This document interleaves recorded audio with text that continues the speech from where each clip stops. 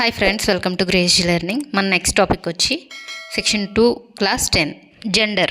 Gender means లింగం. Men or women. మనిషిగా పుట్టిన ఎవరినైనా సరే జెండర్గానే గుర్తిస్తారు. ఒక మనిషిగా పుట్టిన తర్వాత వాళ్ళ జెండర్ని బట్టి వాళ్ళు మెన్నా ఉమెనా అనే కేటగిరీస్గా డివైడ్ చేస్తారు. అయితే పుట్టుకతో ఒక విధంగా ఉండి పెరిగే కొద్ది బాడీలో ఆపోజిట్ జెండర్ ఫీలింగ్స్ వచ్చిన వారిని కూడా transgenders or trans mens or trans womens అని, ఇంకా బైసెక్సువల్స్ అని, వీళ్ళందరినీ కూడా జెండర్గానే గుర్తిస్తారు. అయితే వాళ్ళకి ఉండే లింగాన్ని బట్టి వాళ్ళు హిజ్రాలా, వారు ట్రాన్స్ మెన్సా ఆర్ ట్రాన్స్ ఉమెనా ఆర్ బైసెక్సువల్సా అనే కేటగిరీస్గా డివైడ్ చేయడం జరుగుతుంది. నెక్స్ట్ వచ్చి సెక్షన్ 2 క్లాస్ 11 గుడ్ ఫెయిత్ అంటే మంచి విశ్వాసం.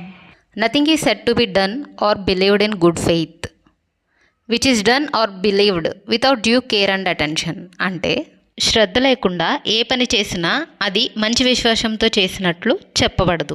వితౌట్ కేర్ అండ్ అటెన్షన్తో ఏ పని చేసినా అది ఒక గుడ్ ఫెయిత్తో చేసినట్లు కాదు.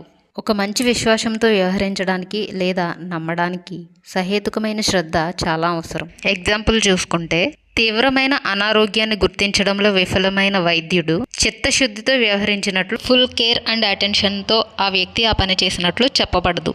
ఇంకా ఒక సరైన సమాచారాన్ని ధృవీకరించకుండా, అసలు నిజం ఏమిటి అని తెలుసుకోకుండా తప్పుడు సమాచారం లేదా ప్రకటనలు చేస్తే ఆ వ్యక్తి ఒక గుడ్ ఫెయిత్తో ఆ పని చేసినట్లు గుర్తించబడదు. ఎగ్జాంపుల్ చూసుకుంటే, ఏ అనే వ్యక్తి బి అనే వ్యక్తి పైన తప్పుడు ప్రకటనలు చేస్తున్నారని డిఫమేషన్ కేసు వేస్తే ఆ కేసులో బి అనే వ్యక్తి ఎందువలన ఆ ప్రకటనలు చేయాల్సి వచ్చింది, అసలు అది నిజమా అబద్ధమా, దానిలో గుడ్ ఫెయిత్ అంటే ఒక మంచి విశ్వాసం ఎంతవరకు నిజం, దాని వలన ప్రజలకు మేలు జరుగుతుందా లేదా అనేది నిరూపించుకోవాలి. ఎందుకు అంటే ఏదైనా ఒక ఇష్యూ ఆర్ క్రైమ్ ఏదైనా జరిగినప్పుడు దానిలో గుడ్ ఫెయిత్ ఎంతవరకు ఉన్నది అనేది కోర్టు క్యాలిక్యులేట్ చేసి దానిని బట్టి తీర్పు ఇవ్వడం అనేది జరుగుతుంది. నెక్స్ట్ వన్ వచ్చి సెక్షన్ 2 క్లాస్ 12 గవర్నమెంట్.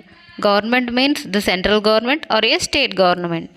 దీనిలో మనకి గవర్నమెంట్ అనే పదానికి పర్టికులర్ మీనింగ్ ఇవ్వలేదు, ఎందుకంటే ఒక రాష్ట్ర శాసనసభను రాష్ట్ర ప్రభుత్వం అనే వ్యక్తీకరణతో అర్థం చేసుకోవడం కష్టం కాబట్టి. జనరల్గా చూసుకుంటే ప్రభుత్వం అనేది ఒక రాష్ట్రం లేదా దేశం వంటి రాజకీయ విభాగాన్ని పరిపాలించడానికి బాధ్యత వహించే మరియు చట్టాలు విధానాలను రూపొందించడానికి, అమలు చేయడానికి మరియు వాటిని అర్థం చేసుకోవడానికి అధికారం కలిగి ఉన్న వ్యక్తుల వ్యవస్థ లేదా సమూహాన్ని సూచిస్తుంది.